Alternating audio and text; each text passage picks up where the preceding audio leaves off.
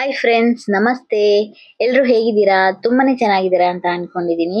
ನನ್ನ ಇವತ್ತಿನ ವಿಡಿಯೋದಲ್ಲಿ ನಾನು ನಿಮ್ ಜೊತೆ ಶೇರ್ ಮಾಡ್ತಿದ್ದೀನಿ ಪನ್ನೀರ್ ಮಸಾಲ ಹೇಗ್ ಮಾಡೋದು ಅಂತ. ಎಷ್ಟು ಚೆನ್ನಾಗಿ ಬಂದಿದೆ ನೀವೇ ನೋಡ್ತಾ ಇರ್ಬೋದು. ಕಲರ್ ಕೂಡ ಸ್ಟ್ರಕ್ಚರ್ ಕೂಡ ತುಂಬಾನೇ ಚೆನ್ನಾಗಿ ಬಂದಿದೆ. ನಾನಿವಾಗ ಅದನ್ನ ಮಾಡೋದು ಹೇಗೆ, ಏನೆಲ್ಲ ಯೂಸ್ ಮಾಡ್ಕೊಂಡು ಮಾಡ್ತಾ ಇದ್ದೀನಿ ಅನ್ನೋದನ್ನ ನಿಮ್ ಜೊತೆ ಶೇರ್ ಮಾಡ್ತಾ ಇದ್ದೀನಿ.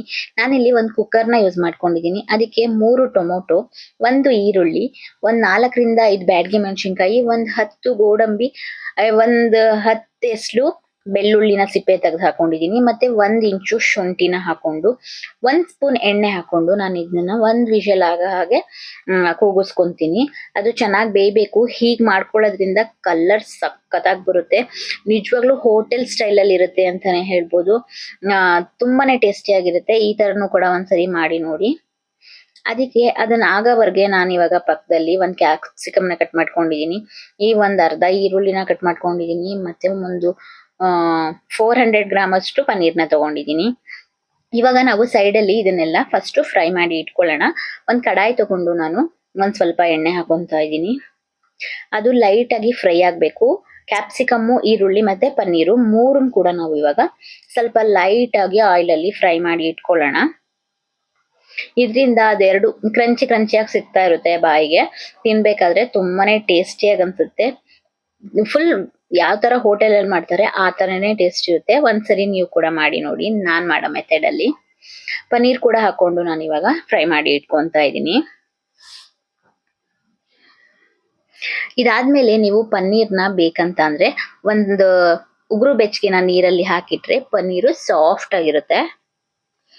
ಎರಡೂ ಕಡೆ ನಾವು ಈ ತರ ಫ್ರೈ ಮಾಡಿ ಸ್ವಲ್ಪ ಸ್ವಲ್ಪನೇ ಬೇಯಿಸ್ಕೊಳ್ಳೋಣ. ಹಾಗೆ ಕೂಡ ಹಾಕೊಬಹುದು. ಹಾಗೆ ತಿನ್ನಕ್ ಇಷ್ಟಪಡೋರಿದ್ರೆ ಹಸಿದು ಹಾಗೆ ಕೂಡ ನೀವು ಕಟ್ ಮಾಡಿ ಹಾಕೊಬಹುದು. ನಮ್ಮನೆ ಒಂದ್ ಸ್ವಲ್ಪ ಫ್ರೈ ಮಾಡಿ ತಿನ್ನಕ್ ಇಷ್ಟಪಡ್ತಾರೆ, ಹಾಗಾಗಿ ನಾನು ಈ ತರನೇ ಮಾಡ್ತಾ ಇದ್ದೀನಿ. ನಿಮ್ಗೆ ಯಾವ ತರ ಸೈಜ್ ಬೇಕು ಆ ತರ ನೀವು ಪನ್ನೀರ್ನ ಕಟ್ ಮಾಡ್ಕೊಳ್ಳಿ. ಸ್ವಲ್ಪ ಉದ್ದಕ್ಕಾದ್ರೂ ಕಟ್ ಮಾಡ್ಕೊಬಹುದು. ಅದ್ ಮಾಡ್ಕೊಳ್ಳೋ ಅಷ್ಟರಲ್ಲಿ ಇಲ್ಲಿ ಸೈಡ್ ಅಲ್ಲಿ ಇಟ್ಟಿದ್ದಂತಹ ಟೊಮೊಟೊ ಎಲ್ಲ ಮಿಕ್ಸ್ ಎಲ್ಲ ಅದ್ ಬೆಂದಿದೆ. ಇವಾಗ ತಣ್ಣಗಾದ್ಮೇಲೆ ನಾನು ಮಿಕ್ಸಿ ಮಾಡ್ಕೊಂತಾ ಇದ್ದೀನಿ. ನಾನು ಹೇಳ್ದೆ ಅಲ್ವಾ ಎಷ್ಟು ಚೆನ್ನಾಗಿ ಕಲರ್ ಬಂದಿದೆ, ನೋಡ್ತಾ ಇರ್ಬೋದು ನೀವು. ಇವಾಗ ಒಂದ್ ಬಾಣ್ಲಿಗೆ ನಾನು ಒಂದ್ 2ರಿಂದ 3 ಸ್ಪೂನ್ ಎಣ್ಣೆ ಹಾಕೊಂಡಿದೀನಿ. ಒಂದ್ ಅರ್ಧ ಸ್ಪೂನ್ ಅಷ್ಟು ಜೀರಿಗೆ, 1 ಸ್ಪೂನ್ ಅಷ್ಟು ಖಾರದ ಪುಡಿ, 1 ಸ್ಪೂನ್ ಅಷ್ಟು ಧನಿಯಾ ಪುಡಿ ಹಾಕೊಂಡ್ಬಿಟ್ಟು ನಾವು ಇವಾಗ ಮಿಕ್ಸ್ ಮಾಡ್ಕೊಬೇಕು. ಸ್ವಲ್ಪ ಗರಂ ಮಸಾಲ, ಒಂದ್ ಸ್ವಲ್ಪ ಅರಿಶಿನ ಪುಡಿ, ಮೂರನ್ನು ಹಾಕೊಂಡ್ಬಿಟ್ಟು ನಾವಿವಾಗ ಚೆನ್ನಾಗಿ ಆಯಿಲ್ ಅಲ್ಲಿ ಅದು ಹೀಗ್ ಮಾಡ್ಕೊಳ್ಳೋದ್ರಿಂದ ಮಸಾಲ ಕೂಡ ಚೆನ್ನಾಗಿ ಕಲರ್ ಬರುತ್ತೆ. ಹಾಗಾಗಿ ನಾನು ಫಸ್ಟೇನೆ ಮಸಾಲ ಹಾಕೊಂಡ್ಬಿಟ್ಟು ಫ್ರೈ ಮಾಡ್ಕೊಂತಾ ಇದ್ದೀನಿ ಸ್ಪೈಸಸ್ನ. ಈ ತರನೇ ನಾವು ಎಣ್ಣೆ ಬಿಟ್ಕೊಳ್ಳೋವರೆಗೆ ಫ್ರೈ ಮಾಡ್ಕೊಬೇಕು. ನೀರ್ ಹಾಕ್ತಾನೆ ಒಂದ್ ಸ್ವಲ್ಪ ಎಣ್ಣೆಲೆ ಫ್ರೈ ಮಾಡೋದ್ರಿಂದ ಟೇಸ್ಟ್ ಅಂತೂ ಮಸ್ತ್ ಆಗಿರುತ್ತೆ. ನಿಮಗೂ ಕೂಡ ಇಷ್ಟ ಆಗ್ಬೋದು. ಒಂದ್ಸರಿ ಮಾಡಿ ನೋಡಿ, ಟ್ರೈ ಮಾಡಿ. ಫ್ರೀ ಇದ್ರೆ ಎಲ್ಲಾ ತರ ಮಾಡ್ಕೊಬಹುದು. ನಮ್ಗೆ ಹೆಲ್ತಿ ಆಗಿರೋ ಫುಡ್ ನ ಮಾಡ್ಕೊಬೇಕಾದ್ರೆ ಮಕ್ಳಿಗೆ ಪನ್ನೀರ್ ಎಲ್ಲ ಕೊಡ್ಬೇಕಾಗತ್ತೆ. ಹಾಗಾಗಿ ನಾನು ವೀಕ್ಲಿ 1 ಟ್ವೈಸ್ ಮಾಡ್ತಾ ಇರ್ತೀನಿ ಪನ್ನೀರ್ನ ಅಂತ ಹೇಳ್ಬೋದು. ಇವಾಗ ನಾನು ಇದಕ್ಕೆ ನನಗೆ ಎಷ್ಟು ಬೇಕೋ ಅಷ್ಟು ನೀರ್ನ ಆಡ್ ಮಾಡ್ಕೊಂಡು ಥಿಕ್ನೆಸ್ಸಿಗೆ ನೋಡ್ಕೊಂಡು ನೀರ್ನ ಹಾಕೊಳ್ಳಿ ನೀವು. ಇದು ಚಪಾತಿ ಕೂಡ ಚೆನ್ನಾಗಿರುತ್ತೆ, ನಾನು ಪರೋಟ ಯಾವ್ದಕ್ಕಾದ್ರೂ ಮಾಡ್ಕೊಬಹುದು. ಪೂರಿ ಕೂಡ ಚೆನ್ನಾಗಿರುತ್ತೆ. ಇವಾಗ ನೀರಲ್ಲಿ ಇಟ್ಕೊಂಡಿದ್ದಂತಹ ಪನ್ನೀರ್ನ ನಾನು ತೆಗೆದ್ಬಿಟ್ಟು ಹಾಕೊಂತಾ ಇದ್ದೀನಿ. ನೀವು ಟ್ರೈ ಮಾಡಿ ನೋಡಿ ಒಂದ್ಸರಿ, ನಿಮಗೇನೆ ಗೊತ್ತಾಗುತ್ತೆ. ಸಾಫ್ಟ್ ಒಂದು ಉಗುರು ಬೆಚ್ಚಗಿನ ನೀರಲ್ಲಿ ಹಾಕಿಟ್ರೆ ಪನ್ನೀರ್ನ ಫ್ರೈ ಮಾಡಿ ಆದ್ಮೇಲೆ ಅದು ಸಾಫ್ಟ್ ಆಗೇ ಇರುತ್ತೆ.